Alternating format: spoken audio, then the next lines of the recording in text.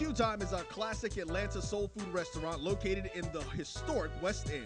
Q Time Soul Food is a family business started by Fred and Christine Crenshaw. Come on in, relax, and sink your chops into our tantalizing, mouth-watering, distinctive soul food with a twist, the Q Time way. 1120 Ralph David Abernathy Boulevard, or call your order in at 404-758-2881. Do you miss your mama's cooking? Then come on down to Q Time, an Urban Passport member. For 200 years, Montgomery, Alabama has been making history by people who had the courage to stand up for change. Today, this riverfront city has been reborn, embracing the past and looking forward to the future. From the National Memorial for Peace and Justice to the stage of the Alabama Shakespeare Festival, this is where history was and is made. We are proud to call Montgomery home, and together, we can be the change. Maureen is saving big holiday shopping at Amazon, so now she's free to become Maureen the Merrier. Food is her love language, and she really loves her grandson. Like, really loves. Nope. Nope. Come on, him? Ooh, I like him.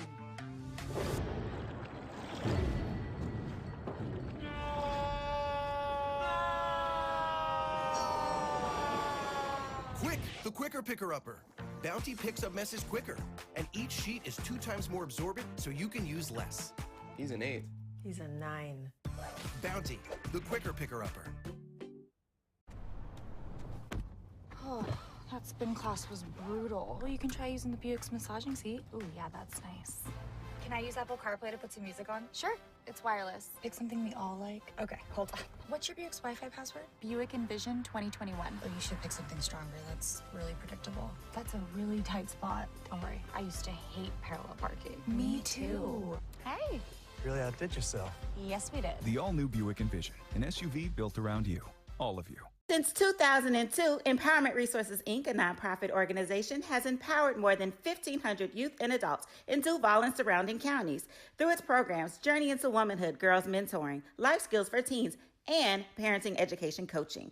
To get involved with programs, volunteer, or donate, visit www.empowermentresourcesinc.org. Follow us on social media, facebook.com/empowerment.resources and instagram.com/empowermentJAX. Supermarket sushi, really? No. Wait, Troy, you work here? I'm never not working. Like Head & Shoulders Scalp Shield technology, up to 100% dandruff protection, even between washes. Never not working, huh? Oh, Troy, you're such a good teacher. Yeah, I know. Never not working.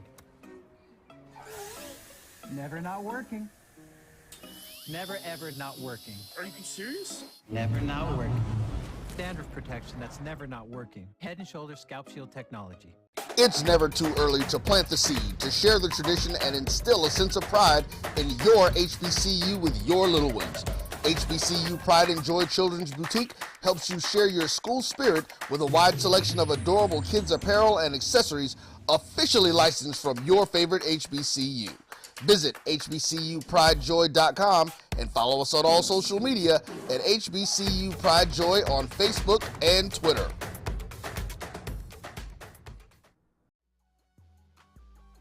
This is the Dean of the College of HBCU Sports, Kenyatta Cavill of Dr. Cavill's Inside the HBCU Sports Lab with Mike Washington and Charles Bishop.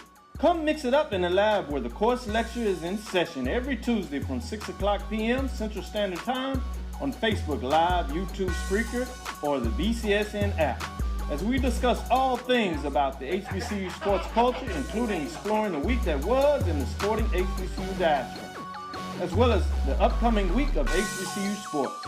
With me, the Dean, the College of HBCU Sports, on Dr. Cavill's Inside the HBCU Sports Lab with Mike Washington and Charles Bishop. Course lecture dismissed. The human voice has always connected audiences with experiences. Major brands all across America have trusted Kever's voice time and time again. Conversational, powerhouse, intelligent, and sincere.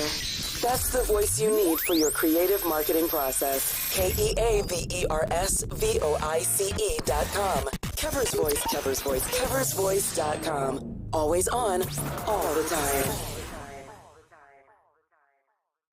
Are you hungry for authentic Caribbean food like jerk chicken, oxtail, red snapper, shrimp, tofu, and rasta pasta? Well, find your way over to Mango's Caribbean Restaurant, 180 Auburn Avenue, right next to Royal Peacock in downtown Atlanta. Them belly full, but we hungry. Mango's Caribbean Restaurant, open daily from 11 a.m. to 10 p.m. And on Friday and Saturday, we're open till 4 a.m. Come to Mango's and put some spice in your life. Oh, we've got a good thing going. Mango's Caribbean Restaurant, 180 Auburn Avenue, right next to Royal Peacock in downtown Atlanta. For more info or directions, call 404-698-3992 or log on to mangoscaribbeanrestaurant.com. For instant coupons, text MANGOS to 313131. Tell your mama hungry, papa hungry, brother hungry. Mango's Caribbean Restaurant, authentic Caribbean cuisines.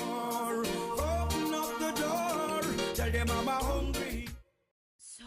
Shop Velvet Online Women's Boutique to spice up your closet with trendy, unique looks. We have fashionable and chic looks at very affordable prices. Velvet Boutique offers free shipping all year long on all orders. Shop online at www.melvetboutique.com. That's www.melvetboutique.com. Like us on Facebook and follow us on Instagram. Shop Velvet Online Women's Boutique.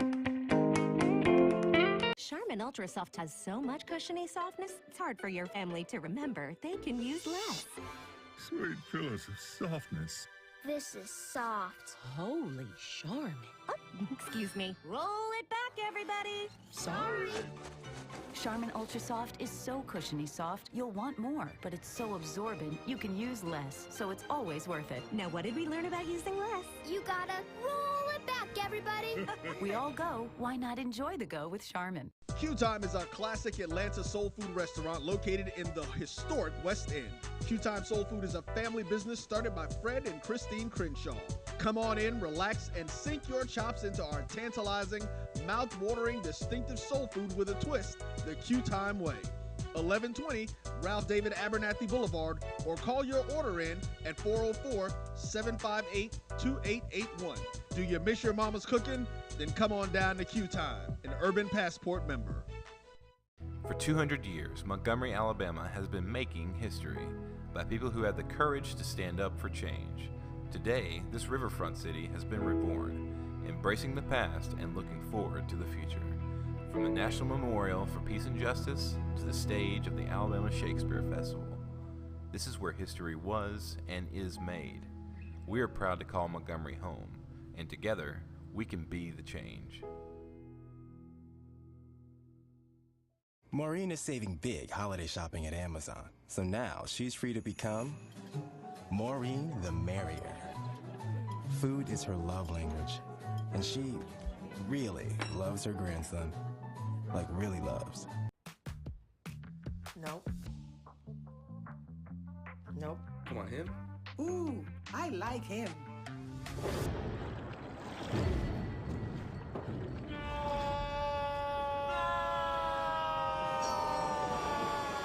Quick, the quicker picker-upper.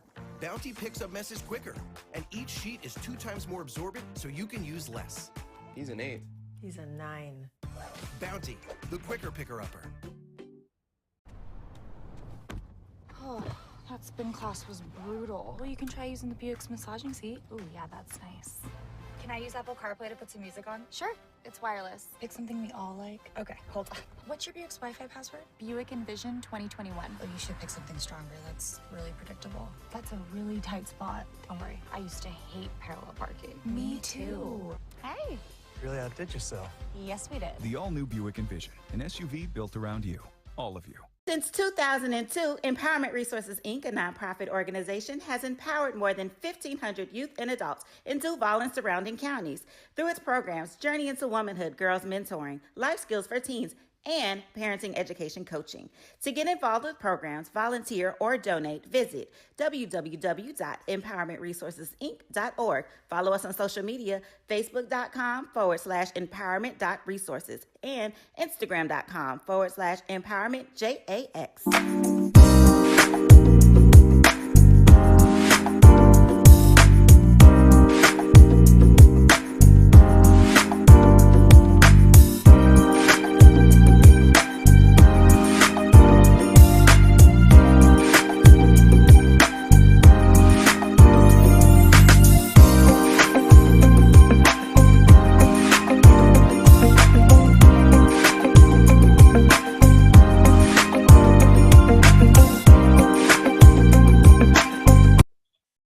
missed the countdown. What's happening? What's happening? I guess I did miss the countdown. Man, I wasn't paying attention. What's going on? How y'all doing? Welcome to Random Thoughts with DVP. Let me put the glass. I want to look educated for this show. It's the 20th of April. It's 6:28. A little behind, but you know it is what it is. We're gonna get to the main topic with the quickness. I saw something this morning, which is kind of what stopped me from having trying to do so many programs, because every now and then I see something that just throws me for a loop and I feel the need to talk on it. And this was how me and Roy came up with Random Thoughts, because that's just what it is sometimes. It ain't a plan. So as I was getting ready to go to work this morning, I was watching the news, because I like to get caught up on local news and what's going around the world. And I saw a killing. And don't get me wrong, y'all know I've been a cop and I've seen a lot of crazy stuff, but they caught a killing on camera. And if I ever had any real doubts about humanity, this video, it ingrained it into my memory. So we're gonna show y'all the video. I just want y'all to watch it, because I'm gonna show it again, but not today, because I'm gonna do a whole show about this, but I got guests today, so we're gonna talk about what we're gonna talk about. But Roy, show the video. I'm just let y'all watch it first. After an unsuspecting security guard was shot point blank from behind. And now police are hoping someone will help identify that gunman. Good evening, and thank you for joining us tonight. I'm Russ Spencer. I'm Courtney Bryant.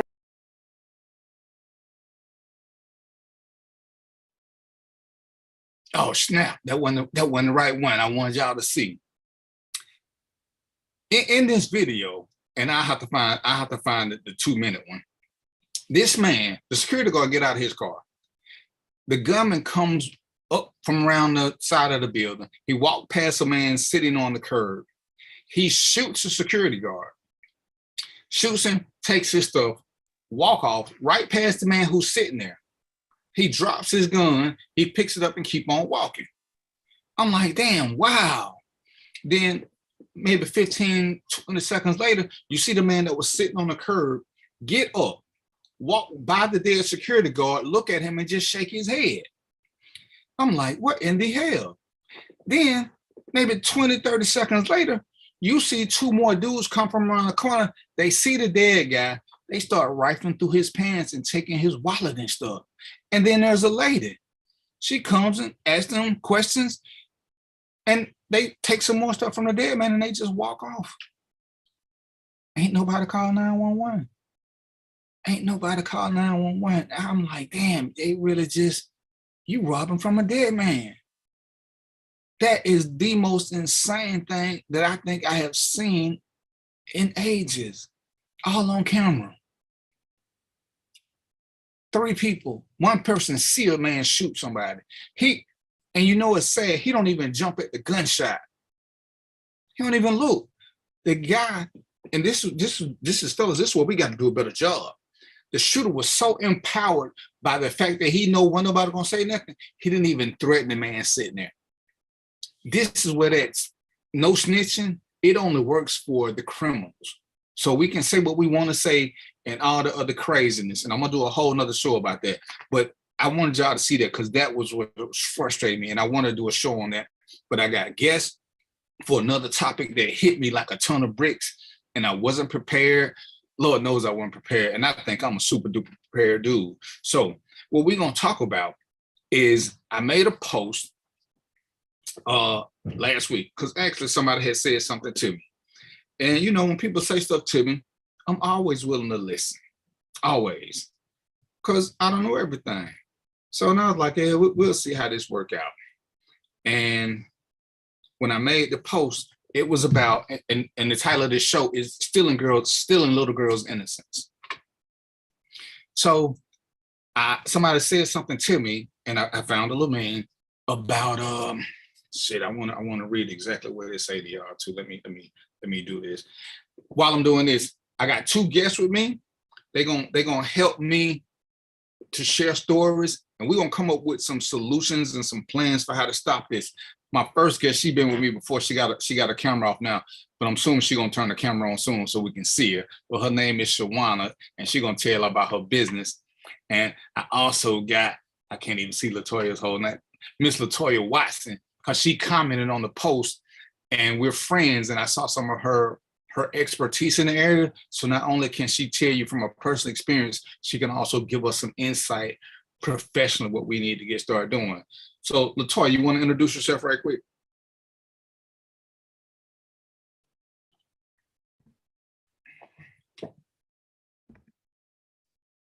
Hey, yes, I can't, it's saying I can't turn on my video, but if you can hear me, I'll start talking. Yeah, we can hear you. Okay. Let me see. Oh. Okay, I'm sorry, say the question again. Oh, just introduce yourself. Oh, okay. So my name is Latoya Watson, and I am a licensed therapist, speaker, and professor.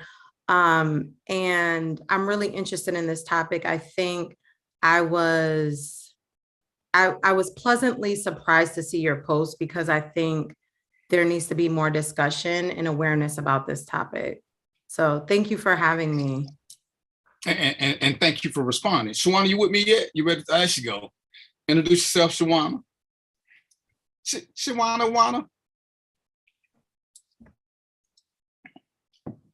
You got to unmute your mic. Hey, everyone. Hey, how you doing?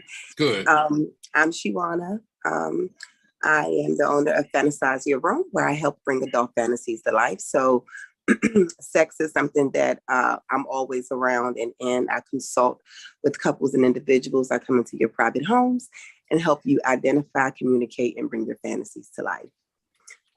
Yeah, so that's me.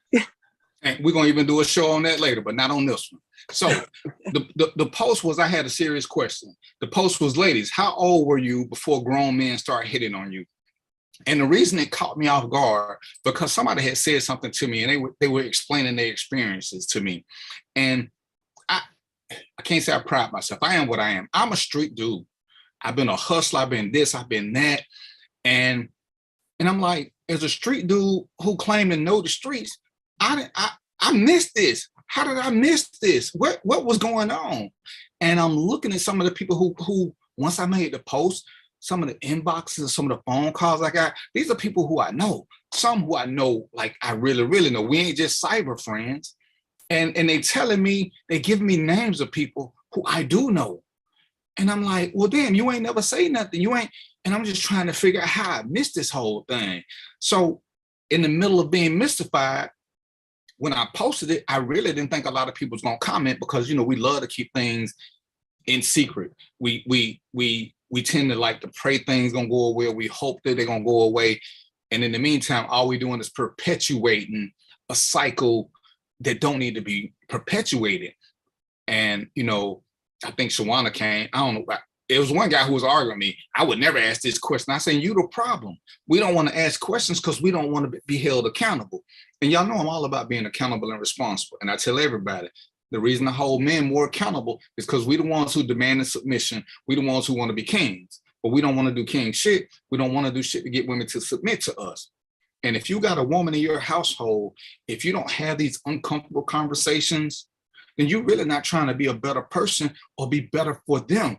Because these are things that, and I'm gonna let the ladies talk, these are things that they think we're complicit in because we don't say nothing, and they don't feel comfortable telling us, because the guy that's doing it is a friend, is a family member, is somebody who I used to hold in high esteem. So it's like, well, that was your friend. I didn't want to say nothing.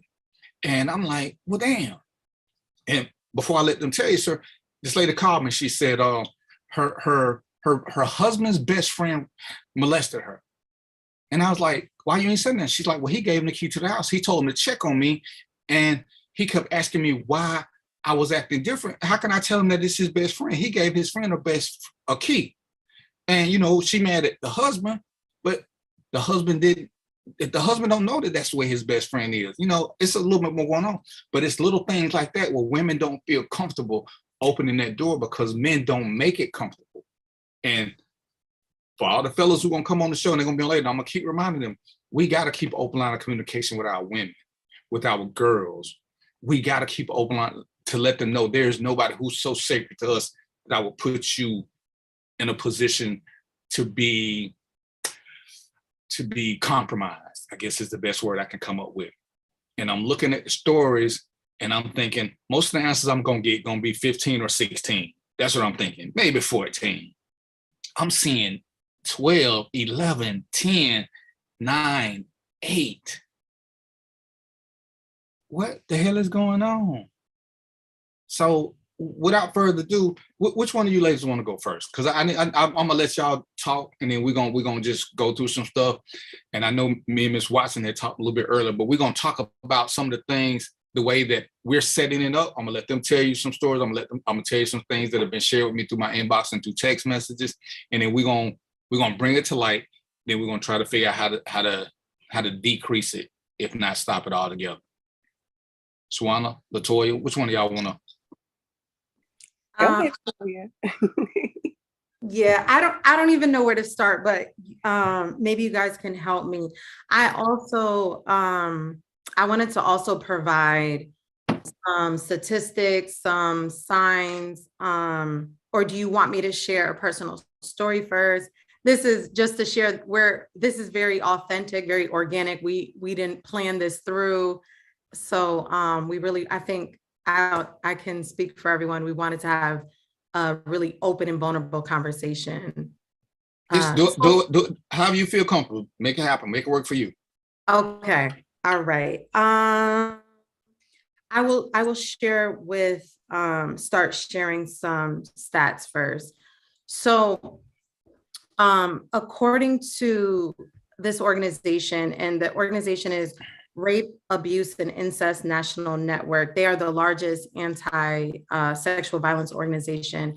They say every 9 minutes, a child is reported to being sexually molested based on their numbers. And I think it is, I just wanted to start there with first saying how common this is, because going back to what you were mentioning is there's so many factors. Sometimes women don't feel safe sharing. Other factors, things are swept under the rug. Things are minimized. I think to try to give some people the benefit of the doubt, I think also people don't want to believe that this is happening in their homes, in their backyard. Like, it is, but it is very common. So I just wanted to start with that, and sharing, I will share a personal story that I remember when I was 10 years old, and I was looking back now, at that time I didn't know his age, but he was 20 years old, and he was dancing with me. And there were other people around, and it wasn't a family member. It was a friend of a family, but there were adults there, and they saw this, and no one said anything. No one thought that it was inappropriate. And I remember feeling uncomfortable because he was dancing with me kind of close. It wasn't like, if you can envision, sometimes you'll see little girls dancing with their father or dancing with maybe somebody in their family, right? But that's what I remember is we were not like, there wasn't a lot of distance between us. And so I say that to say, like, and I think I shared this in my story, it really takes a village. So bringing awareness to this topic, because I would say other adults should be aware and should say something. And that's also a whole nother topic, because sometimes, again, man or women don't always feel comfortable saying anything or calling something out, like, that doesn't really look right. Like, she's too young to be, dancing with somebody that old. Right. So I just wanted to kind of start off with that piece. I think is really important as a solution, and hopefully we'll talk about it a little bit more, is about, it really takes a village. We really need community to be involved, to speak up and say something. And even with the, as you said, with the speaking up, what we got to do is we have to not just men, but parents, family members. You got to create a personal safe zone in your own circle where people can speak their peace and truth and they be believed. Yeah, it's gonna always be people who lie, but we cannot make that the norm. Normally kids are not lying. Yeah, it happens every now and then. Yeah, and we gotta stop acting like that is the policy. It's not. And you got to make it comfortable. I mean, one of the things that I've done is make sure my girls know I don't have a friend or family member that I will put before you guys. If they make you uncomfortable, say something to me. I don't care what your reason is. All you got to do is say you're not comfortable around this person. And guess what? They can't come to the house. We can still be cool. I will meet them somewhere else, but your protection is the most important thing to me. You're feeling like you can tell me, hey, your friend gives me the creeps. I'm not going to ask you why. You don't have to tell me why. And as family members, as men especially, I got my man here now. So yeah, we're gonna have a hella great show. And this is what we got to do. This is part of, because we want to be the bosses. We want to be the kings. This is where we have to step up. And I'm gonna put some of this on the ladies too, fellas, that they got to be a little bit more voice. They got to be a little bit more outspoken, but we got to listen to them. If we don't make them feel safe, they ain't gonna say nothing. This has been proven. The girls ain't gonna say nothing. We can't keep creating this fake secure environment that we're not living the lie we tell. What you got for me, Sean? Oh, I'm sorry. Go ahead, Latoya. I'm sorry. I just got to say one other thing, because you dropped so many key things. It like excites me because I'm so passionate about this, and I'm not sure if there is a moderator or somebody can drop in the chat. Children typically do not lie. So if your child comes to you and says something, or they are uncomfortable, you need to believe them. I did child welfare service about 10 years ago, and you wouldn't believe the amount of parents, specifically mothers, who did not believe their children when they came to them and said something. So we need to really drop that in the chat. If you are watching, that is such a key thing, and that's it. Sorry, I just had to get that out. You good? What you got for me, Shawana? Oh my gosh, you see me just shaking my head, taking deep breaths, because it is triggering to memories. And just hearing it being said again, it just kind of takes you there. And immediately I started to think, like, even when I saw your post, I wasn't even, I love you, but I'm just like, okay, he just put up a post. I mean, just be honest about the post, like it happened at a very young age. I had my first child at 15, but so many key factors trigger to us, being put in different positions, being told, by your parents, get up in the morning, you go to school, you go to the bus stop. You get on the bus, you go to school. This is where you get off. This is where you walk. This is how far. That was my life. My mother was working. So I had to get up, get my siblings together and get to the school, to get to the bus stop. But on the journey from the house to the bus stop, the cars that come past the bus stop, the people that come past the bus stop, the quietness of having to remain quiet and feel so uncomfortable. It's almost like yesterday. You could just hear them just blowing the horn. Hey, big legs. Hey, big butt. Oh, you're so pretty. By the time I got to school, I was depleted. I was afraid. I didn't, like, people walk up to you, they say things to you. It's like, just like even as an adult, I don't like, it's a lot of things that I really don't appreciate. Like, I don't like someone to catcall. I don't catcall me. Don't, hey, miss, don't say something. Be a gentleman, know your place, know your role, because those things are triggers. And just to add, and was really touching my heart, and I have to hold back my tears, is because I'm going through something right now because of that. And it's crazy that you put the post up, because I'm trying to figure out how to deal with my daughter. I have 4 sons and 1 daughter. And what I'm getting ready to say here, and I'm going to be careful with my words so that I don't, have to exit off of here, right? But I didn't want her. Not because I didn't think that I could take care of her or that I was a young mother. I was already doing the motherly thing. That's not why I didn't want her. I have a time now that I know that her and I have to go through therapy together, because her being in my womb, me not wanting her, was because of this topic. I did not want my daughter. I did not want my daughter to go through catcalls. I was afraid. I took Imani everywhere. I dropped her and I picked her off. I left little room for her. Imani just learned how to catch the metro just 2 years ago. I wouldn't let her on the bus.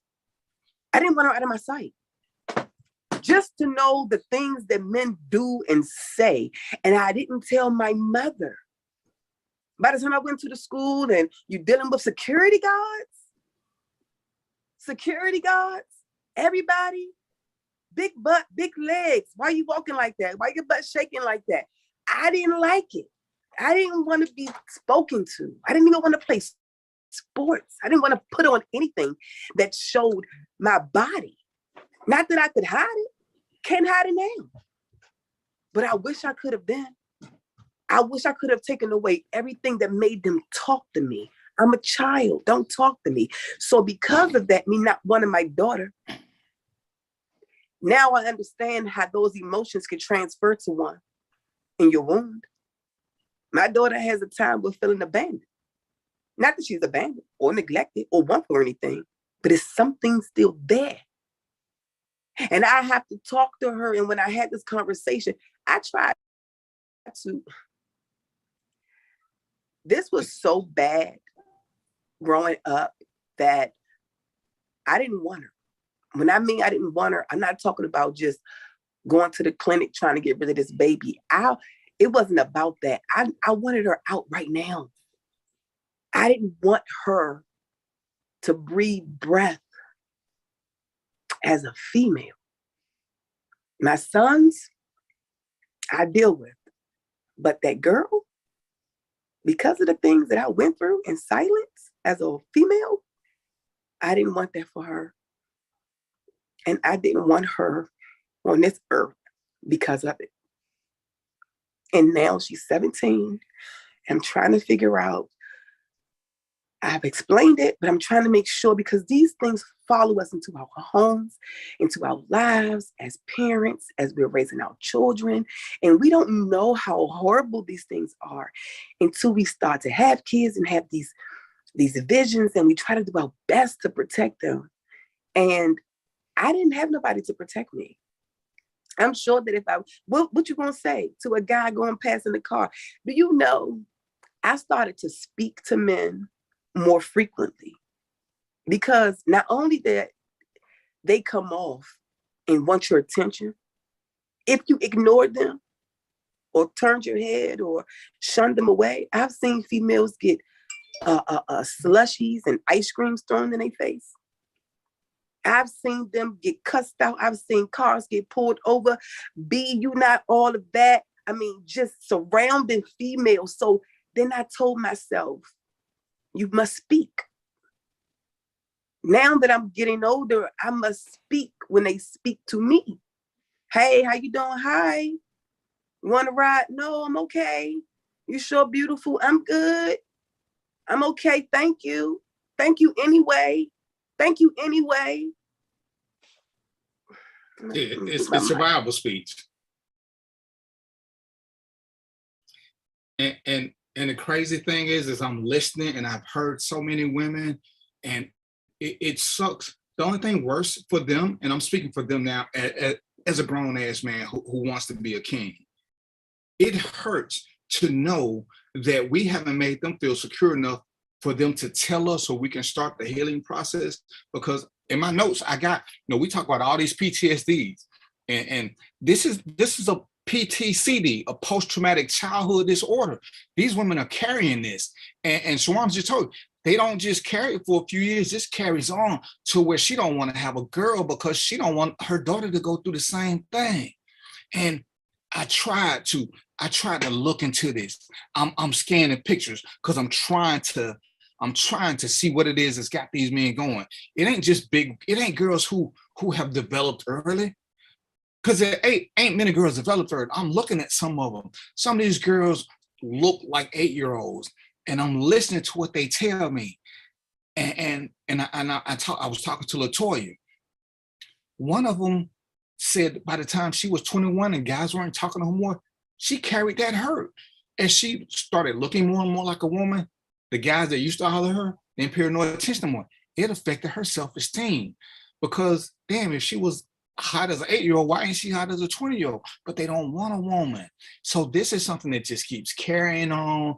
And then guys don't understand why women act the way they do. But as a dude who was formerly truly ignorant, I'm learning now.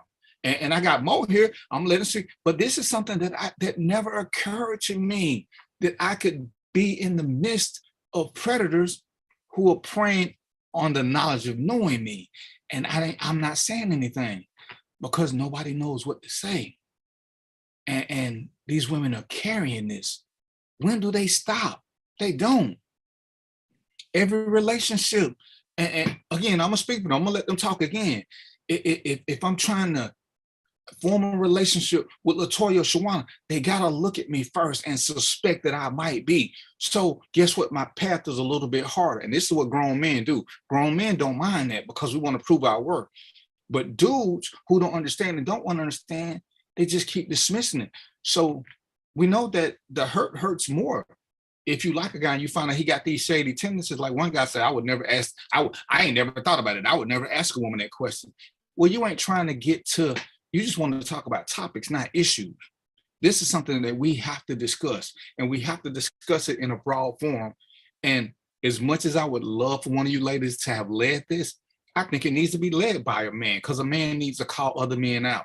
Ladies can call mothers out and tell them what they need to do with their daughters. But for the broader subject, we have to start calling men out. And I'm always looking at men telling women what to do, but we don't know the pain that y'all have been through. We don't know because we're so ignorant, and we just going through. Mo is here, and that's my man. He ain't got no kids yet, but he got a wife, and this is something. Welcome to the show, Mo. Did you show your wife the post? Mo? Yeah, I did. Did she have any insight for you? Well, we both do. You know, this is a real touchy topic, and there's a lot to be said about it. You know, just how it's impacting our women, the responsibility of the men, what their role in this is. Just a lot to talk about. And like I said, when I posted it, I just posted, I was really thinking, yeah, I'm gonna probably get 5 or 6 people who comment on it. And it's gonna be the girls who's like, yeah, I was big bone, yada, yada, yada. Because I want to believe the fast mentality. I want to believe it's these fast girls who doing stuff. But I started getting phone calls. I started getting inboxes. Hell, LaToya sent me a friend request. And it's like, damn, this is really that deep. That this is something that, you know, I had 2 detractors, but this is something, and I told her, I said, later, are you looking at all these other women who are openly answering this? Which blew me away. And I'm not asking about sexual abuse, or I just asked if they were approached, or if they were hit on, nothing else, because I didn't want to get into sexual abuse. That's a whole different story. But if you hollering at an 8, 9-year-old, it's still sexual abuse. It's mental, you're mentally abusing them. And that is insane that it's going on. And this is one of the things I was told. And ladies, I want you to comment on this. And when I asked one of the ladies, how do the guys miss it? And she said, it's actually pretty easy. Most of the time, your friend won't do it around you. He won't do it when it's a bunch of girls. When they catch us by ourselves is when they do it. And we know the association. So, but she was like, yeah, the guys would never do it in front of my friend or my brother or my uncle. They would do it when I was by myself. They wouldn't do it when it was a bunch of girls. They did it when I was by myself. So she learned to stop walking by herself. That was her protection. And it protected her as much as it could. But you can't always have somebody go with you when you walk into the store, to get that slushy when you want to just be an average kid. You don't want to have a gang to go to the store. You know, when your mom say, can you go get me a pack of cigarettes? You don't want to say, well, let me call Pookie and Ray Ray and Lily them, because I don't want to go to the store by myself. But this is what I'm getting from women telling me they got to do just to be safe walking to the store. Give me something good, LaToya. Again, there's so much there. And commenting back to Shawana, I have a son. I had my son at 16. And so I don't know what my experiences would have been like if I had a girl and not a boy, because it is very different with raising a male. However, which is a different conversation. We're talking about protecting girls tonight, but boys are also sometimes targeted. Sure. But yeah, of course, my heart just goes out to you, because I can't even imagine. Yeah, I'm sending you so much love. And yeah, another comment. Are there any, I want to pause for a minute, Darren, and ask you, are there any questions coming in? I'm not sure. This is my first time on your show, but I don't know if anyone in the audience has questions. Well, mostly what I'm getting is a bunch of amens and people telling snippets of their story. Okay. And because what I found is to actually be for a lot of women through conversation is me making that post was therapeutic for a lot of them. And for me, for what's been more amazing for me was even one of the posters here, who I ain't never seen, Aisha McClary. She is thanking me for being a Black man who's saying this, which to me is wow, because we talk this great game, and I ain't the greatest dude on the planet, but we got to do better. And until we do better by y'all, don't nothing else matter. And like I said, I was looking at the haters on the post. You know, it was two guys in particular. And I'm like, why is it that you don't want to talk about this? To me, that means you're a predator. Oh, you looking for, these women are grown. What am I looking for now? They grown. They passed the age of what we're talking about. But you don't want to have this conversation because it's easier to stick your head in the sand in that ignorant. Well, I won't willingly accept ignorance of something that we need to solve. And for us to be better, this is something that we got to talk about. And the motivation that you ladies gave me to go ahead and make this a broad subject and a whole show, I could hear the pain in the text. I could hear the pain in a couple of conversations that I had. And it bothered me that I could even be considered complicit through ignorance, but I got to plead guilty. I didn't know. Yeah, we know about the one or two friends, but I didn't know it was this widespread, that there are so many women who going through this. I didn't know, and I'm sorry for that. But I think women feel seen by your post. They feel validated. It's you're creating a safe space for women to talk about this, because again, as a therapist and in my profession, I have not seen, or I have not heard these conversations happening. And it really starts with, we need to educate, we need to make it aware. And why is it happening and people aren't realizing? I think it's easier to believe the fast mentality, right? Because then people can kind of like create distance. There isn't as much accountability. The village, the community doesn't need to be as involved if they're placing the blame on this fast mentality. And I think there isn't enough conversations about what a pedophile is. And a pedophile is somebody who is sexually attracted to a child, basically pre-puberty. So that's part of the issue. It's just, yeah, nobody's talking about it, and you don't have to feel bad, Darren, because it's, you know, if nobody's talking about it, how will we know? So again, kudos to you for initiating this conversation. And I want to take some of that, because some of these, and they're still pedophiles, but some of these are just pure predators. They're just pure, because they may teeter with the line, but they're predatory. And you know, I'm looking at one, this lady says she got accosted at 6. What? Yeah, you're a pedophile. And you know, what is it? And we have got to address this. And, you know, and I tell people, I had to tell a couple of guys, man, them ain't the people I hang around. No, those aren't the people that you know, because if you catch the women offline or by themselves, they will tell you, which is why it's always amazing to me. You know, my wife was talking, she's like, you know, it's crazy how people will just tell you stuff, people who you don't even know. I said, some people are just waiting for the chance to express something. Yes. So sometimes you have to ask, you know, I love to talk about hashtag uncomfortable conversations, because as opposed to going through fluff stuff, sometimes, hey, why do women do this? And then I get hit with a story and I'm like, wow, I'm 56. I ain't never knew that before. This is something we got to talk about. And then, like I said, when I get ladies who start responding, and more importantly, they want to talk about it and tell their truth, so you can educate me, you can educate Mo, so we can go out and make guys be more accountable and responsible. You can't check your friends, but you can check on the women to make sure your friends ain't checking on them. And if they are, bounce them. I mean, life is just that simple.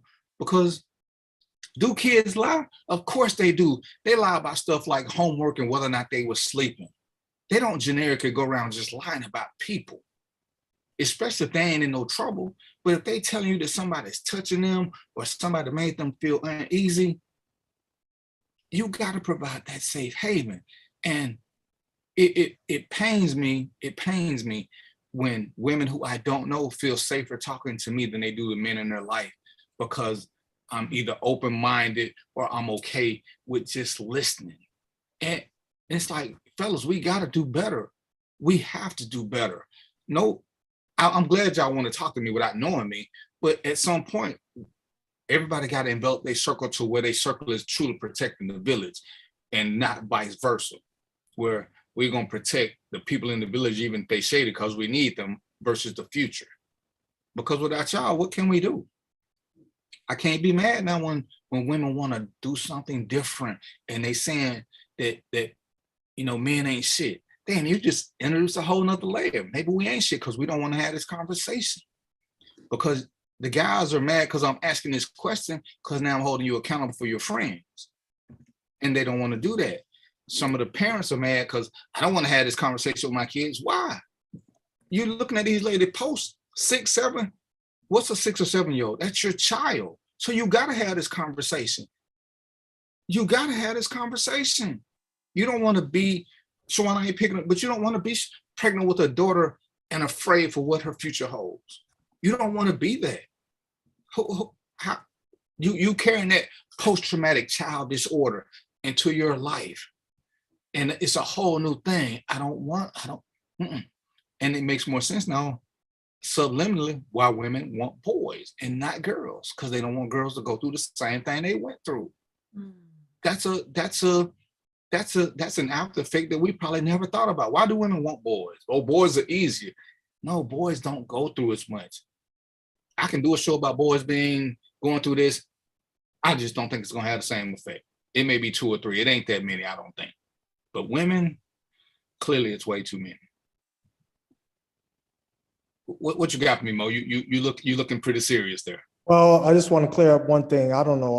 I heard you say something. I'm not sure I 100% agree with it, but I think boys go through similar dysfunctions, because that's why that's partly why you have so many Black men in jail. You know, the other part is you know, corruption, but a big part is that we don't get the nurturing that we need either. And that's also part of the reason why some of the Black men go after the girls, the young girls, you know, because the training is just not there. You know, we used to have the rite of passage where we would pass on intelligence and ideals, and that's gone. And you know, where's the Boy Scouts for Black men? We don't have it. It's gone, man. So that's my take on it. I think equally both areas need to be addressed, and we need to do some repair in both areas. And that's what we got to do. But we can't be afraid of the hard subjects. You know, and I always quote Dr. Phil, we can't keep talking about topics without discussing the issues that got us to it, because we get topics, we just gloss them over. This is not going to be an easy fix. This is something that's been going on. I think one lady tried to justify by saying, you know, it happened with our grandparents. I was like, no, you know, they were marrying at 14 to 15. Our grandmothers weren't being chased at 8 or 9, that's a whole different mentality. That's a whole different group of men.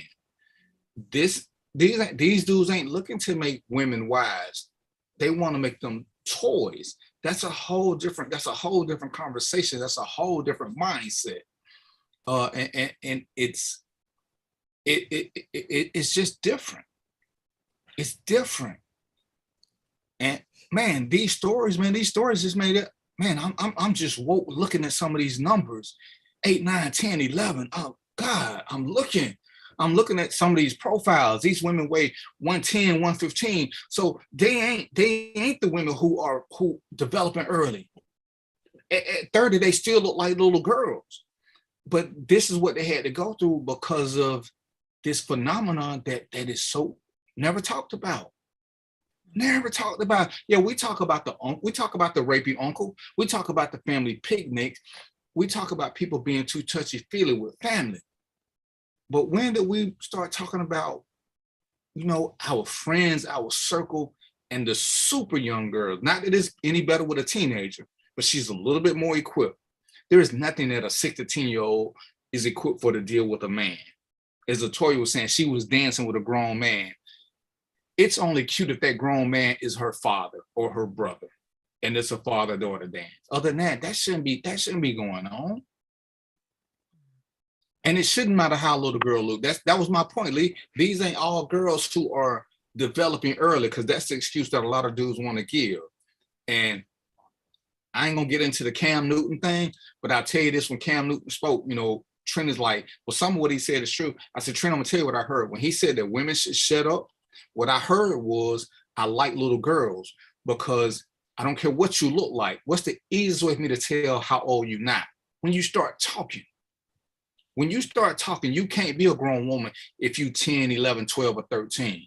You may look the part, but once you open your mouth, it's clear that you're a girl. When he said women need to shut up, I heard him applying for this post. I ain't saying that's what he meant, but that's what I heard. Because why do you need to shut up? Because now I can't plead ignorance. Oh, I thought she was in her 20s. No, you didn't. Her talking to you told you she was still, her mind hadn't developed. And these are the crazy things. What's up, Mike McLaughlin? Right, we do need to take our kids and families back. But to do that, we have to, men especially, have to be accountable and responsible. We have to be willing to have uncomfortable conversations. We got to have conversations. It sucks. I'm sitting with Shawana, she's telling me a story, and she's shedding a tear. I'm talking to Latoya, and she's shedding a tear. We still got to have those conversations. It helps the women to get their truth out. Now they feel better. Now we can start formulating a plan to make us better. But if we just keep ignoring it, and Shawana can't tell nobody, Latoya can't tell nobody, all we're doing is promoting it. We're promoting it through silence. Mm-hmm. We have to step back up. As Mo will tell you, when he talk, men have got to take their place. If you want to be a boss and you want all these other things, do the right thing. Ask your woman what makes her feel unsafe. One of the things that I hate, and people say, oh, the past don't matter. The past tells you why she acts the way she acts now. If you can't talk to her about her past or she's uncomfortable with it, you need to find out why. Who you are tomorrow came from what you did yesterday. And this is one of those things where I would tell women, lady, if a guy ain't willing to listen to how you got to be you, don't plan a future with it. It's counterproductive. Make us stand up and be accountable. Make us stand up and be responsible. Well, I see you join, so I know that, Miss, when you got something to say. Roy don't never come on and show his. Hey, so interestingly enough, I was on your boy JT's show last night. Classic Conversations. Y'all check JT out. You can find him on Facebook. It's K's, the Classic and Conversations with K's. He was talking about a different subject, but it tied into this because we were talking about children. And the point that I made in that show, which is what I think is the biggest problem that we have, especially here in this particular country, as it relates to this, is that our children are sexualized way too much and way too early. Like, especially Black children. They are over-sexualized from the very, very beginning. And it's a problem because now, especially because of the fact that society has become so much more freer with sexual activity. Because I think if most of us sound like, I don't know how old Shawana and Latoya are. Yeah. I don't know how old they are, but, you know, I vividly remember growing up watching those shows where the mom and the dad didn't even sleep in the same bed, you know, and when they didn't allow that on television and stuff. And now, you know, you can turn to the TV and YouTube and find everything you want to see at whatever time you want to see it during the day. And so we have to take responsibility for that. And I made a point. I made 2 points in the chat actually.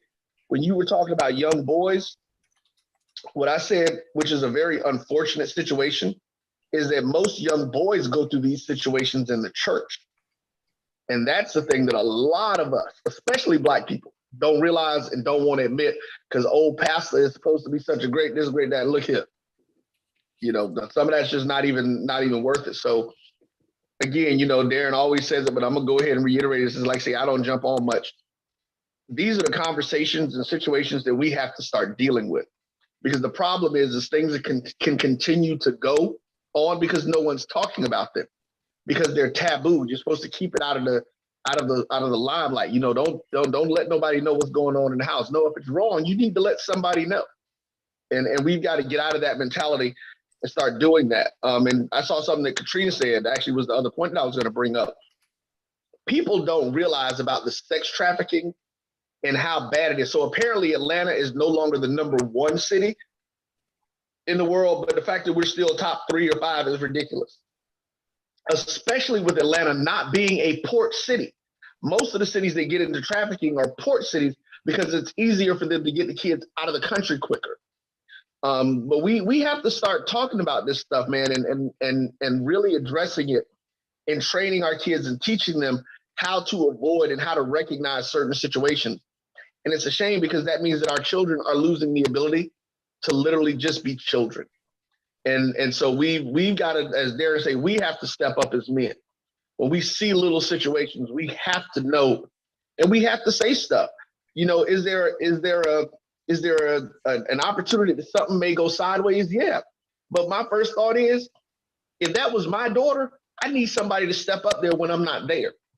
So that means that I have to be willing to step into that line of fire for somebody else's child and do those types of things. And, you know, we always about the responsibility of men and what we have to do in this thing. So, you know, I think that we have to get into this and make sure we have this conversation. And, you know, listening to Shawana's story, you know, it's hard. Like you said, it's heartbreaking that you know, that she has to go through that kind of stress because of what she's gone through. And it's crazy, I had a friend like that. I had a friend who literally developed completely by the time that we were in the 2nd grade.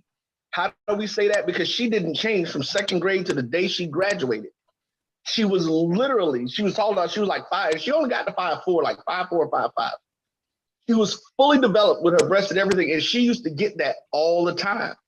I remember people talking to her that way, and it was just, you know, as we got older and would have different conversations with her, you know, to hear the pain in her voice was heartbreaking. You know, to be afraid to go places, because she would always be like, hey, can y'all walk with me here? Can y'all go with me here? And it's just like, yo, and I never understood it at the early age. Why she always wants somebody to go walk to the store with her. Why, you know, we just think she being friendly. We don't know. And so, you know, but to hear that and to realize that those are the kind of things that we're going through.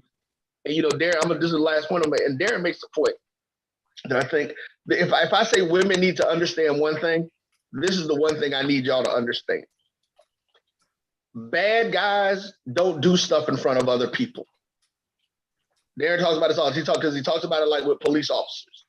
You're not going to get, like, my friends, the people, and I won't even just say my friends, my associates, people who are around me, they know I am not the dude for nobody's alibi.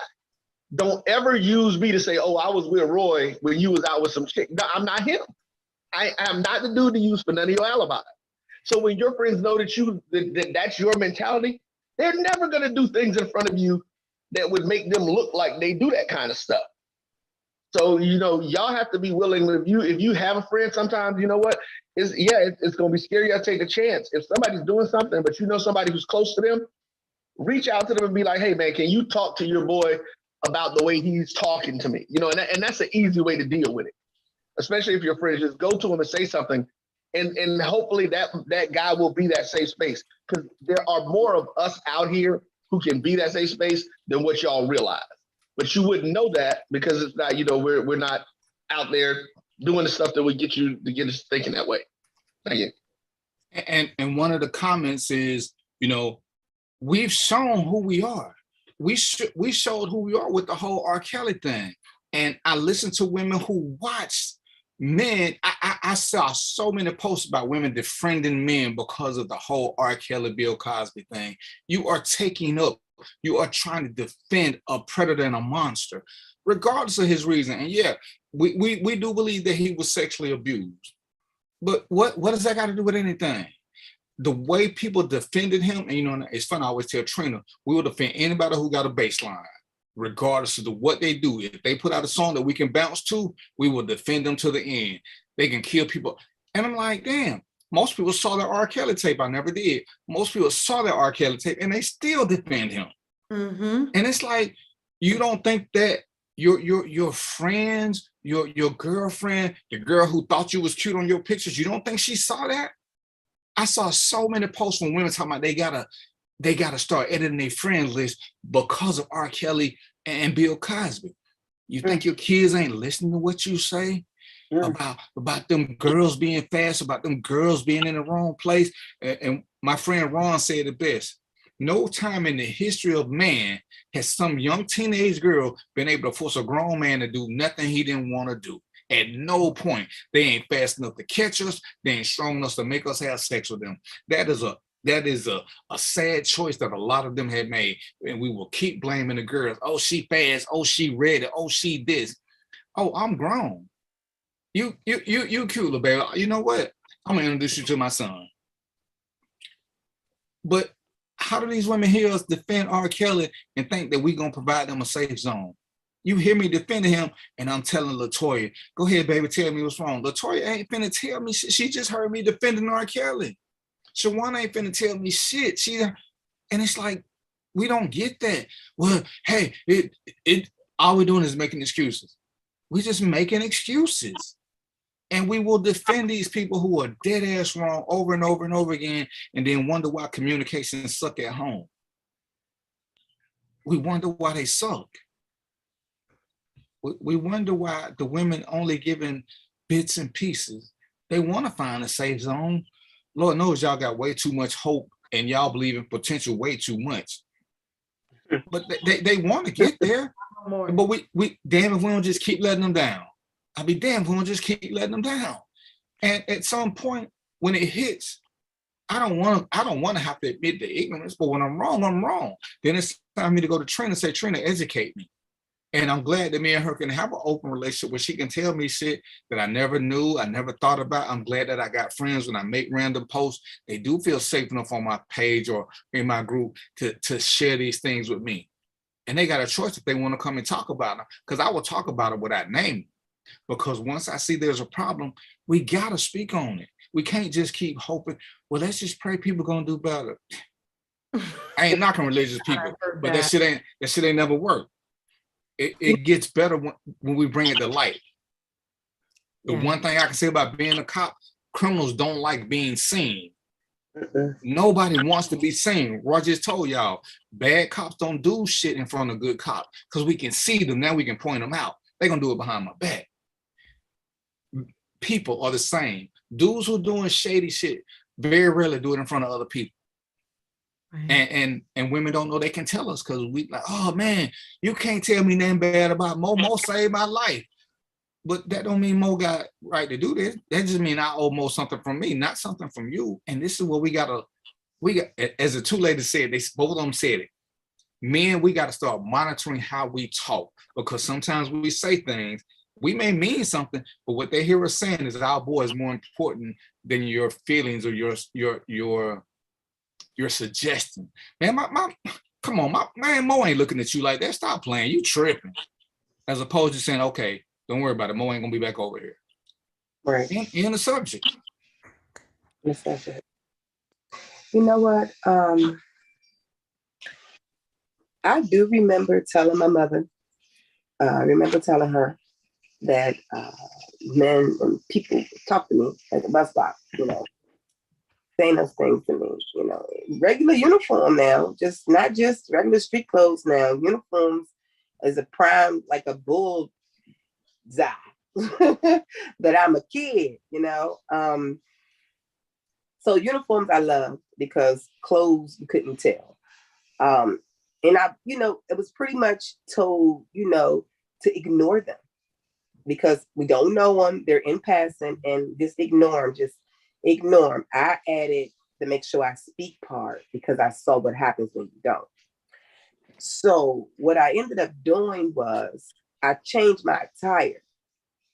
I wore bigger sweatpants. I didn't wear anything that was fitting. I wore smaller bras. I tried to hide what I looked like to keep people from wanting to talk to me. So I turned into a tomboy. I'm talking about tomboy. I'm talking about running, straddling fences, playing football. I figured if I look like a nigga, maybe if I behave like one, that they won't leave me alone. Maybe it'll kind of dial it down a little. It did. What ended up happening is I ended up getting around boys that looked at me as a homie. Mm-hmm. And they were like a small group of little young protectors because that's my homie, Don't talk to my homie like that, My homie good. She can play football. She got a good arm, So I gravitated to being around boys that I was cool with. Like those are my homies, But it grew up in me tomboyish because even as I got older and even after I started having kids, I still didn't want to be seen. I just didn't want to be seen. So I continued to wear the attire that didn't show my body. I didn't want nobody to talk to me. But then I made a pact with myself that I was going to raise my kids differently. So everything that I didn't like when I saw it or heard it, I educated them. I kept a lot of things from out of their view, from visual, from audio. Like my TV was ridiculously censored. And I was trying to embed it. Like my sons now, they know at 23, 24 about the vetting process, how to be a gentleman, how to go to your friend's house if you want to see her, talk to her parents, have dinner, go to their home, have them to come to our home. Like it's a whole situation that I've implanted in them. But all of that is tied to this. All of it. Like it's crazy because I don't even think I've ever spoken this much about it before. But I know how many things that I've done as a parent, a single parent, that ties into how I raised my children. That's why when I got pregnant with my daughter, I almost lost my mind. It was like, I could have jumped off of a bridge somewhere, like, make this go away. Ah! Not that I would. I'm gonna bite some, back chest, thinking I knew I'm good. But that's how I felt. I wanted to have a out-of-body experience when it came to that. And it happened in the school. It happened from the security guards. It happened from the teachers. I had a teacher. And what I ended up doing, and I'm going to tell you how this works, okay? I'm going to tell you how this works. Because if you're not taught certain behaviors, you learn them along the way, right? So because I knew, after I got to high school, still have kids, right? That still don't want the attention. But I knew the power that I now have because everybody wanted to talk to me. The teachers, the gym teacher, they make comments, when you walk past in high school, what I'm saying? So I would now play on them, not to get anything personal, but almost like if I wanted something or some leeway in class, I had an opportunity to do it. Now the behavior is being taught how to manipulate this and stay safe in doing it. Because there's some give and take when it comes to you interacting with someone. At some point, you're silent. You don't want to say anything. When you realize that you can't be silent no more, it's how can I use this crazy skill that I've gotten that I didn't ask for as a benefit? Then we're called all types of things because we learned that behavior. I learned it. I wasn't taught it. I learned it because of the things that I had to deal with. So now I become this person that knows how to maneuver around men and kind of get the things that I deemed necessary at that time without having sex. Because all you want to do is look at me and you want to talk to me and you want to say things to me. And now your job is at stake and your livelihood is at stake. And now your marriage is at stake. So all of these ups that I have on you benefit me without me even being intimate or being. Now, it was very uncomfortable when you get caught in the classroom and it's just y'all two, because there's no cameras. We're no cameras, back then. So you have to have some uncomfortable conversations, but you can't tell. It's this man's job. It's this man's life. What do you do? So with me having kids, me having sons, and my daughter, most of all, I try to just teach them to be kind and how to address, not to catcall. It's rude. That's not how you speak to a woman.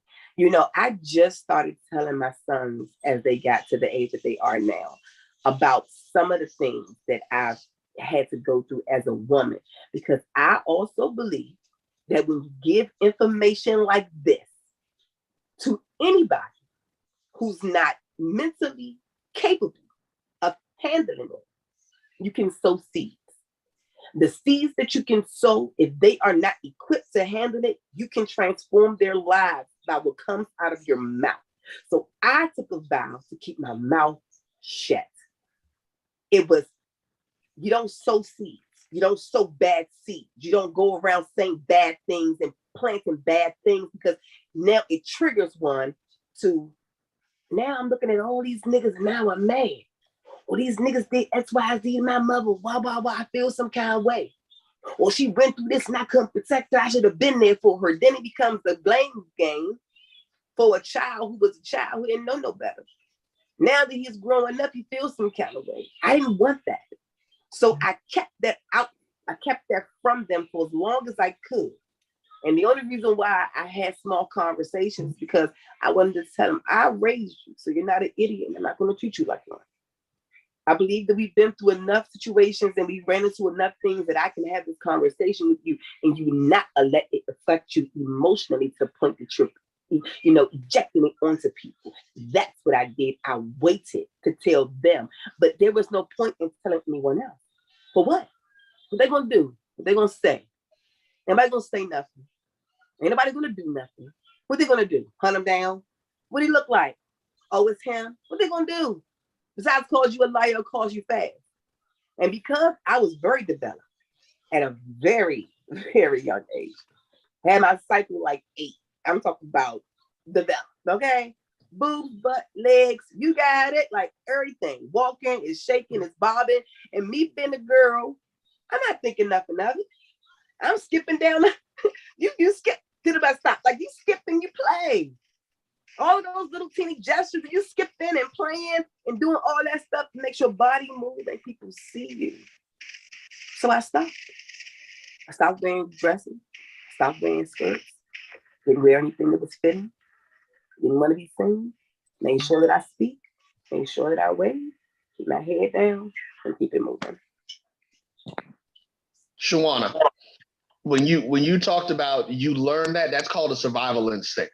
Yeah, that's all that is. It's a survival instinct that when you have that type of, and the fact of the matter is the word, and people, it's crazy when I hear people say, oh, the word is overused.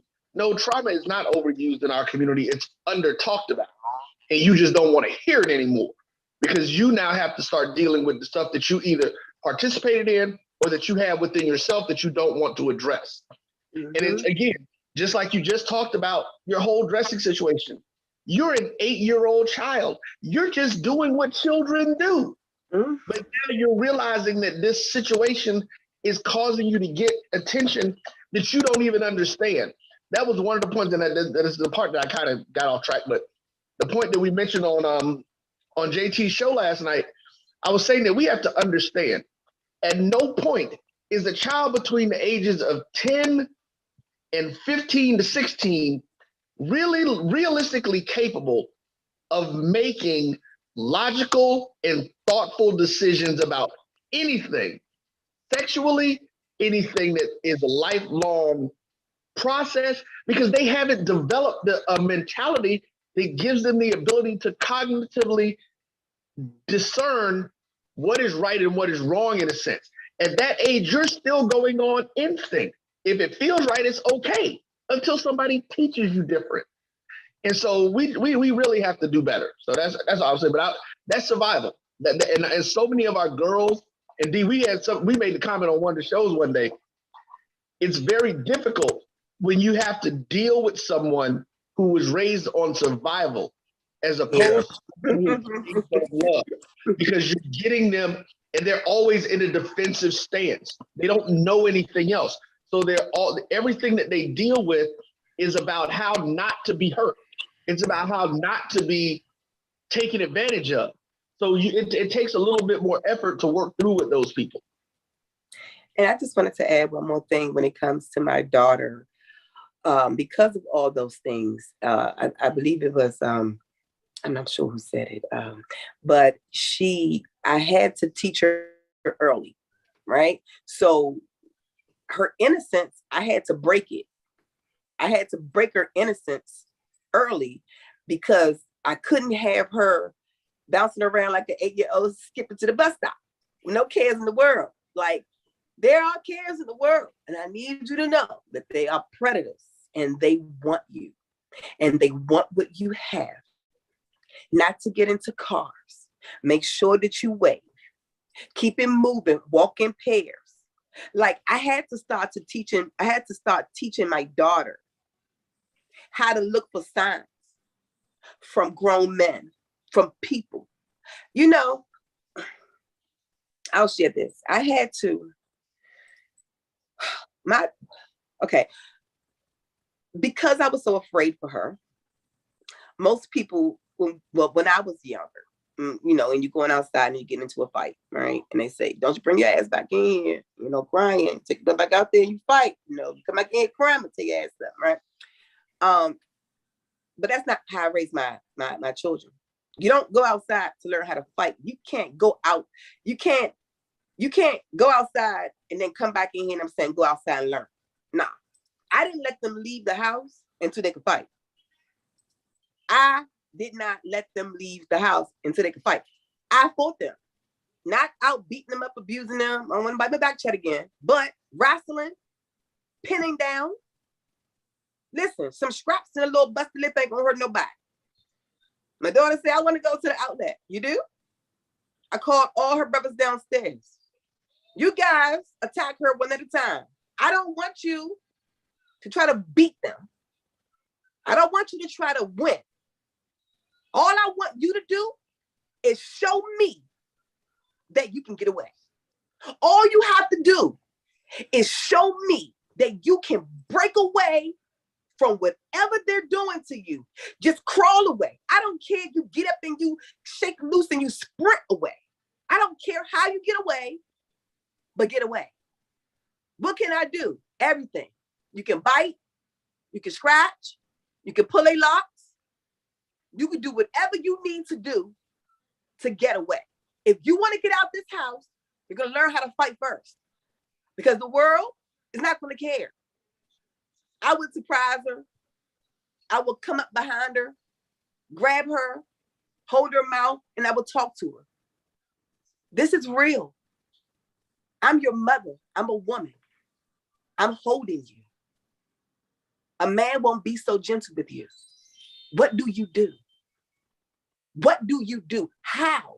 What's going on in your mind right now when I'm talking to you in your ear? What do you do? How do you protect yourself? How are you going to take care of yourself? How are you going to get away? These are the things that I had to embed in my daughter, and she's 17. And even now, if she's like, she want to go and she's trying to go solo or go somewhere solo, they call one of your friends, take one of your brothers. And if you want to go, we need a refresher course. Let me call one of your brothers down. Let me see how well you are in defending yourself. I had to break her innocence very, very early. My sons, yes, not so much. Boys, they play a lot. You know, when they're younger, they mature, develop a little slower. So I had more time playing football and taking them to the playground. They weren't interested in certain things. But girls, a lot different. And I had to break her innocence very, very early and teach her survival skills.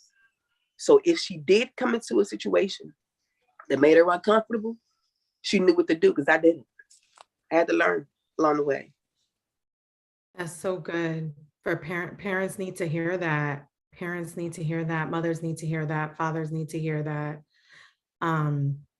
Yeah, you were teaching her these skills to protect her, to save her in some cases. I also wanted to add, I don't know if anyone saw in the chat about breaking down the whole boys just being boys, and how to hold that also will hold men, boys accountable.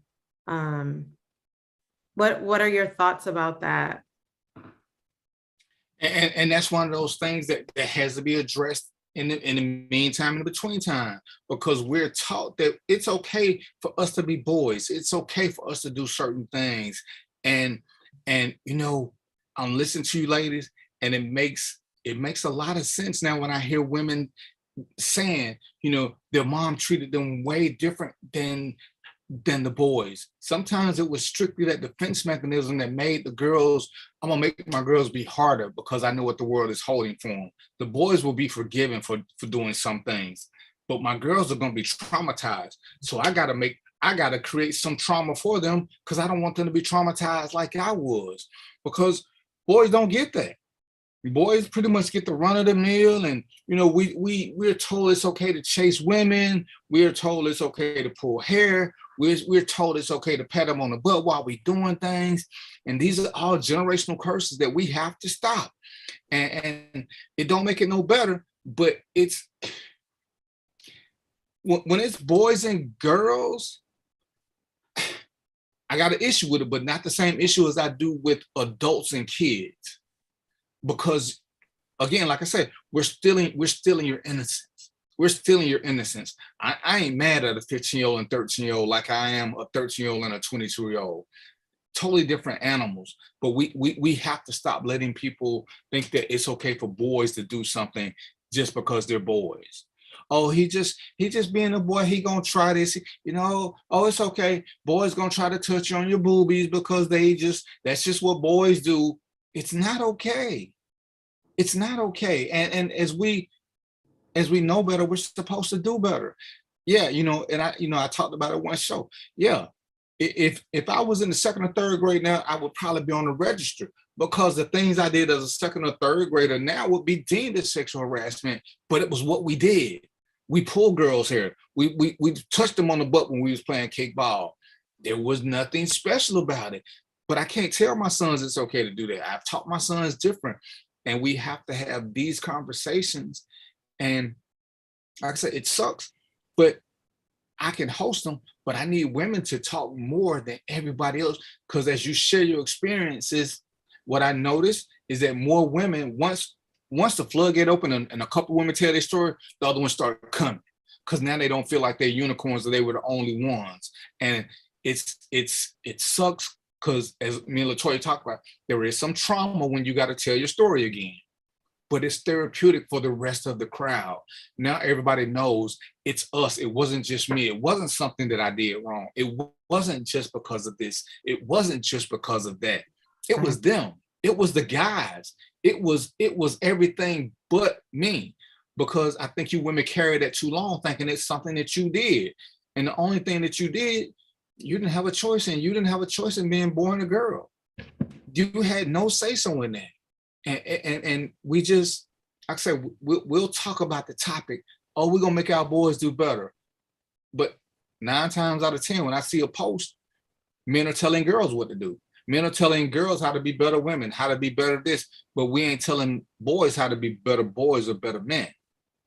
And you know, when I get guys who come at me and say, you always siding with women, I said, yeah, until I see women start asking for submission, that's what I'm going to do, because we're the ones who demand to be leaders. And what does the leader of the team do? He got to take them L's. When you mess up something, you got to fix it. It ain't your woman's fault that you lost your job. Get a better job. You got to make her feel safe. When you make her feel safe, your world is going to change. But quit telling her to do this. You got to do better. You got to give them a space to talk. And I'm so proud of y'all for being able to say these things. I'm so proud that we can get this out in the open, because we're going to do this again. Because like I said, just the opening of how women started commenting, when I expected 5 or 6 comments, this thing got like 200 comments because women just started sharing. One girl saying she was 15, she went to a park concert, and this old man walked up to her and said, "Come here, let me sop you up like a biscuit." She said she was traumatized since she was 32. So for 17 years, every guy who probably crossed her path, he probably called her a bitch. Why you like this? Not realizing the trauma that some man gave her to make her feel uncomfortable. And I'm looking at people who still try to make light of it. One girl says 12, 13, but my grandmother taught me not to talk to old men because they'll give you worms. Yeah, we'll laugh and chuckle, but you're missing the point. And if you laugh it off, guess what happens? We gloss it over. So you can't just laugh it off. Unfortunately, this is one of the conversations where we have to be dead serious. We got to be dead serious and not try to make this a jokey thing, or we can't even soft step it to try to make it acceptable for everybody. I was talking to a toy. Sometimes, you just got to give hard truths and let the chips fall where they may. But if we keep sugarcoating it, the message will never get across, because, oh, that's just one person. Oh, it's not that normal. But as I post this in other groups and I see women doing it, it is that common. It is that. It's just not well known, but it's extra common. It is hella common. And that's what's sad. One girl I'm trying to find, she said it happened to her and her daughter because she was scared to have a conversation with her daughter. Mm-hmm. So she didn't have a safe space. She kept it all inside until it happened, and then bam. And we can't do that. We can't. So let me add. Go ahead. I'm sorry. Oh, go ahead, D. Go ahead, D. Yeah. One lady said, "I don't even want to think about it." That tells me how traumatic it was. She posted, but she don't want to think about it. And again, it's one thing Mel talked about. It triggered her, but she still wanted to say something. She just don't want to give details. And at some point, it sucks. But this is therapeutic for them to give these details, to share and see other women coming out and co-signing that this does happen. It sucks to have your trauma co-sign, but it does make things just a little bit easier. Yeah, definitely. And overall, we as a society, and I can't remember who was talking about it, especially in America, where no one talks about healthy boundaries. And that needs to be taught to us as children also, boys and girls. It's just, there's a lot of work to do, but I think having this conversation and continuing it is going to make a difference. And just to add real quick, I'm sorry, go ahead, because you were waiting there. Oh, that's okay. I just wanted to say, it happens to little boys too. So I'm gonna tell you a story of what happened to me, and just so there's an awareness out there. So this when I was 13. So I'm standing around. It's me, my uncle, and a friend of mine, and his friend. And my uncle, he's not. I'll just say he wasn't too intelligent by asking me, a 13-year-old, when the last time you had something. So he asked me that, look, I'm a virgin, man. I'm 13. I don't know nothing about no sex. I'm embarrassed. It's not a good look. So I lied. I said last week, I just because I didn't want to have to deal with the explaining and everything else that came along with that. But it felt like he was trying to make me grow up faster than I was growing up by putting me in that space, and it felt horrible. So it happens to little boys too, just FYI. Yeah. believe I it. wanted to I think after I'm listening to this, I'm thinking, right? I'm thinking while I'm listening, I've never dated anyone that was young. I've never dated anyone close to my age bracket. My son's father, I think he was 9 years older than I was. Of course, when I got pregnant, my mother, everybody, oh, he can go to jail. They probably should have sent them. I don't know. Nobody sent them. They said that we should, and go over there and see his household and what's going on and call the police. And they made all the noise, but it wasn't like nobody really stood up and meant it. Like they said it, but nobody did anything about it. And my mother noticed that as I dated older and older, 21 years older, 25 years older, 22 years older. They were old. But that's all that I tried. From being a child, it was the older men. They wanted me. The older men wanted me. As I grew up and I had a child, I realized, well, the grown man want me. They probably could take care of me better. They're not a kid, But my daughter's father, he was like, what, 15 years older than me? I guess it became a norm. I'm listening now and I'm questioning myself. I'm like, damn, now that I'm thinking about it, from 8 and being harassed by men, grown men, why did I only date older? Where was my, high school sweetheart joint? I ain't had no high school sweetheart. My nigga was pulling up at the high school, picking me up. What are you talking about? In the car. It was the, what? I have a what? A young what? To do what? For me, that's all they want me anyway. So then I learned how to speak like a grown person.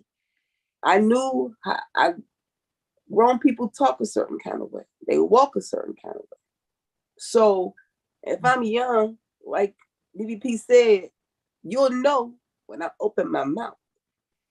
But I trained myself to be in the company of older people by learning how to speak properly and learning how to elevate myself, which allowed me to lie about my age as I got older. Didn't lie about it when I was younger. But as I got a little bit older, 17, 16, 18, how old are you? 25. I could go with that all day long. Look like it, walk like it, talk like it, go right into the liquor store and just start ordering stuff, having a conversation with the guy across the counter, and he not gonna question anything. The way I walk, the way I talk, the way I stand, I'm not gonna be questioned. I've never dated anyone close to my age or younger than me ever. And I'm sitting up here thinking and I'm wondering that. I'm like, fuck, did that come from that? Because I never really thought about it. You kind of wash it away, but yeah, never. Always older. Seems like it's getting older too. Very similar story. Very similar story. I have dated near my age or a couple years younger, but majority have been older. Yeah. It's older because you just nothing, it don't feel right. It's like this behavior is pushed upon you to what should be normal is not our normal. Dealing with people of our age caliber, friends, just hanging out, doing regular stuff, that's not normal. What's normal is being addressed by grown-ups and being put in grown-up positions to be a grown-up. This is grown-up behavior. So I have to portray a grown-up image, fake it until I make it.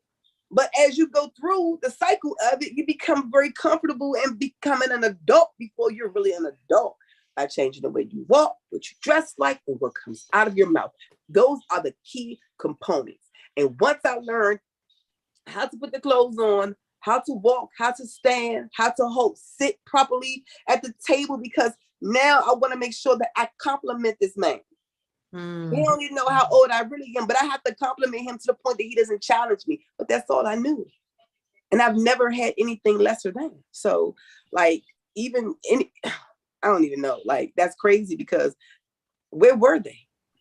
Why weren't the little 17 and 15-year-olds just hitting on you? You know, why was it always the grown people? Where were the kids trying to be, you know, with other kids, you know, be my girlfriend, hang out with me, you know, whatever. Where were they at? What the hell were those boys? What were they doing?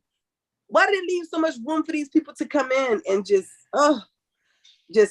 add and plant seeds of trauma? That's so bad. That's so ridiculous. Let me ask y'all a quick question, because as Trina made a comment, she said most women know that they weren't the only ones. We don't share for fear of being shamed or blamed. But more importantly, what she said was, it's sad. I don't think I've ever had this conversation with girlfriends. Do women even talk about this amongst each other? I commented that back to her, and I said that I don't even think I've had these conversations with girlfriends. No, because we'll think our girlfriends will judge us too.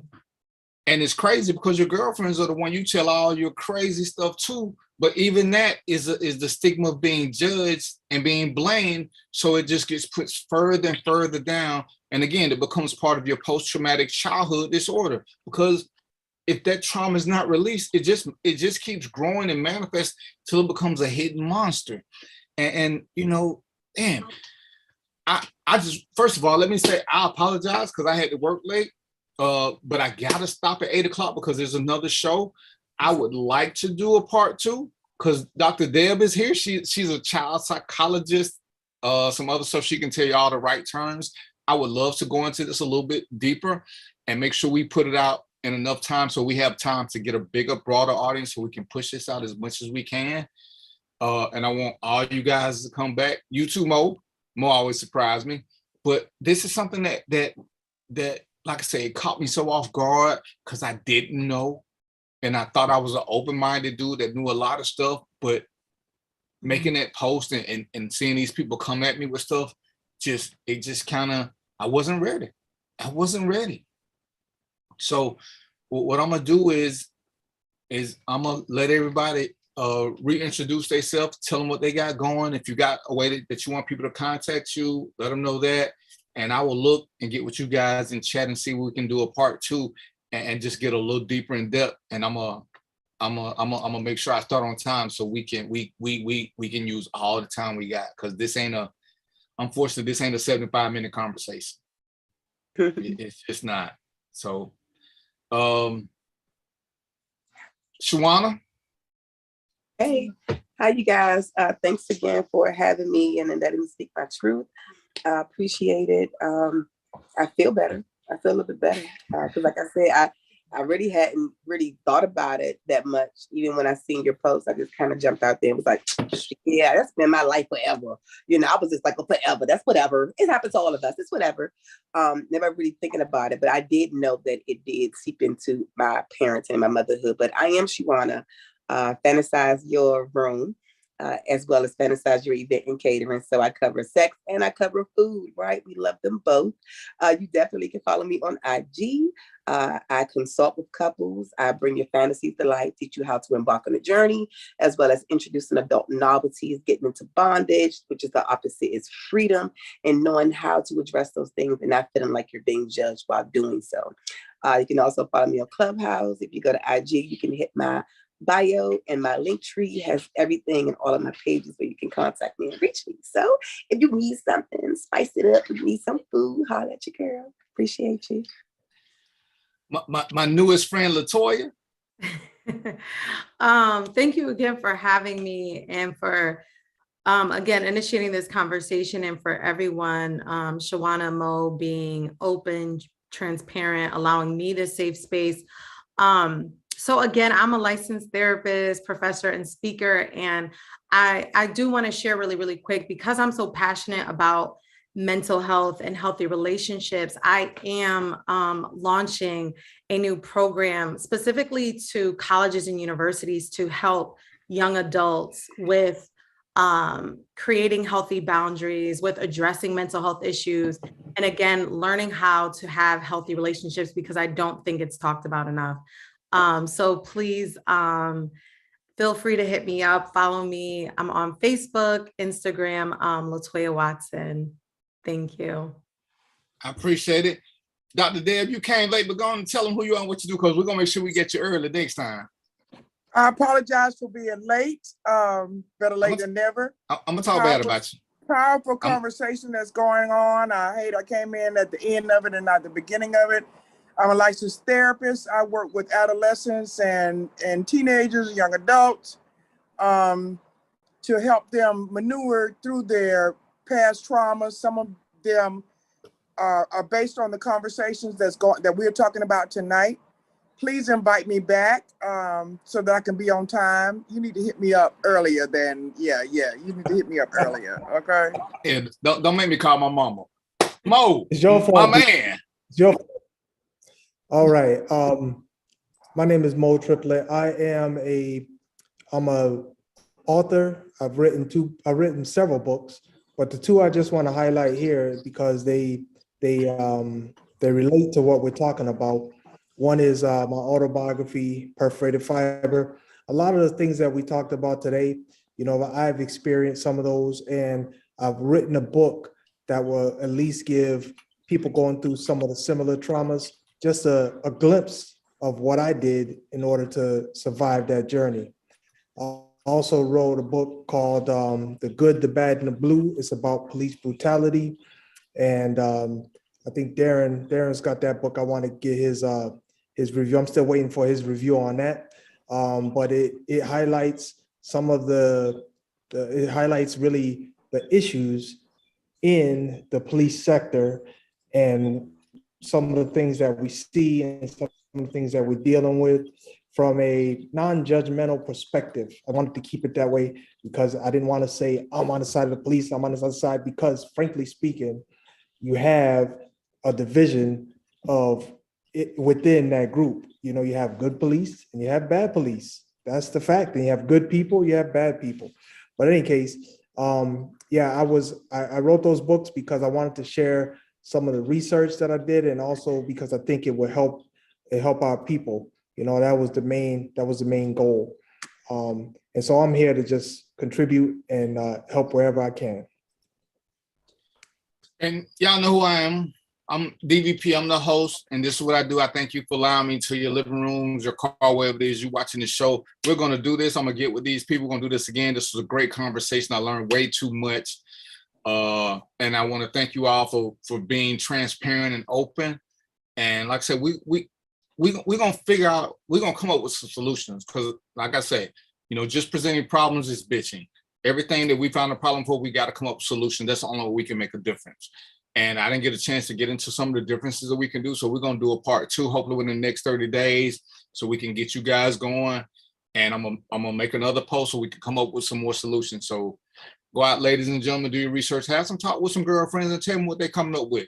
Go ahead and have that uncomfortable conversation and see what they know that we don't know, and bring it back to the table. And let's do this again within 30 days. As I said, this is Random Thoughts with DVP. I thank you for letting me spend some time with you. I still got some of my blue left, but y'all know what it is. Until next week, peace, popcorn, and chicken grease. One thing. One more thing. One thing. Yeah, one thing. On this show, ain't nobody gonna get smacked. That's all. I just wanted to add that. I'm not even playing with you. Until next time, peace, popcorn, and chicken grease, and we out.